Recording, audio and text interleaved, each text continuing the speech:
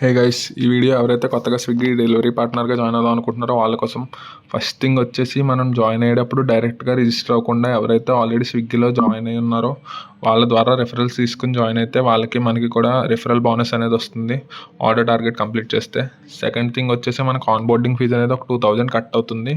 అది ఎలా అంటే డైరెక్ట్గా మనం పే చేయం, బట్ కాకపోతే మన ఆర్డర్ ఎర్నింగ్స్ నుంచి 4 వీక్స్ 500 కింద 2000 రూపీస్ కట్ అవుతాయి అనమాట.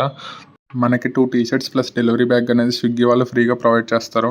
సో ఇప్పుడు మనం పాజిటివ్ గురించి మాట్లాడుకుందాం. ఫస్ట్ పాజిటివ్ ఏంటంటే ఇన్సెంటివ్ అనమాట.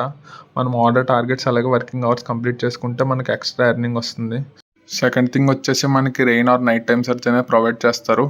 బట్ రెయిన్ టైంలో డెలివరీ చేయాలంటే ఎక్స్ట్రా కేర్ తీసుకోవాలి. అలాగే నైట్ టైం డెలివరీస్ చేయాలంటే డాగ్ రేస్ ఉంటుంది అనమాట. స్ట్రీట్స్ మొత్తం ఫుల్ ఆఫ్ స్ట్రీట్ డాగ్స్తో నిండిపోయి ఉంటుంది.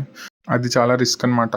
సో ఎవరైతే ఫుల్ టైం చేసుకుందాం అనుకునే వాళ్ళు ఉన్నారో వాళ్ళు ఈవీ మీద చేసుకుంటే ఈజీగా మంత్లీ ఒక 10,000 to 15,000 అనేది పెట్రోల్ మీద సేవ్ చేసుకోవచ్చు. సో నెక్స్ట్ నెగిటివ్స్కి వచ్చేసి మాట్లాడుకుంటే వెయిట్ టైం అనమాట. సో మనం 1 అవర్ వెయిట్ చేసిన ఎక్స్ట్రా 1 రూపీ ఛార్జ్ కూడా మనకి ఇవ్వరు. ఒక్కొక్కసారి మనకు ఆర్డర్ డెలివరీ డిస్టెన్స్ అనేది 10 to 15 కిలోమీటర్స్ కూడా ఉండొచ్చు. బట్ అప్పుడు ఏమవుతుందంటే మనకి అవుట్ ఆఫ్ జోన్ అని వచ్చేస్తుంది అనమాట. సో మళ్ళీ మన జోన్ లొకేషన్ ఏదైతే ఉందో అక్కడికి వస్తే కానీ మనకు ఆర్డర్స్ అనేవి అసైన్ చేయరు. రిటర్న్ రావడానికి మనకి సింగిల్ రూపీ కూడా ఎక్స్ట్రా పే చేయరు. మనం డెలివరీ పార్ట్నర్స్గా వర్క్ చేయాలంటే మనకి బైక్ అలాగే మొబైల్ ఉండాలి.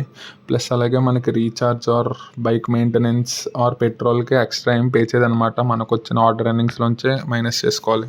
నేను ఇవేవి కూడా వాంటెడ్గా చెప్పట్లేదు అనమాట, జస్ట్ ఇన్ఫర్మేషన్ కోసం చెప్తున్నాను నా పాస్ట్ 4 months ఎక్స్పీరియన్స్తో. సో నేను స్విగ్గీ బ్లాగ్ స్టాప్ చేసేయడానికి 2 మెయిన్ రీజన్స్ ఉన్నాయి. ఫస్ట్ థింగ్ ఏంటంటే మన బైక్ లైఫ్ అనేది అయిపోయింది అనమాట.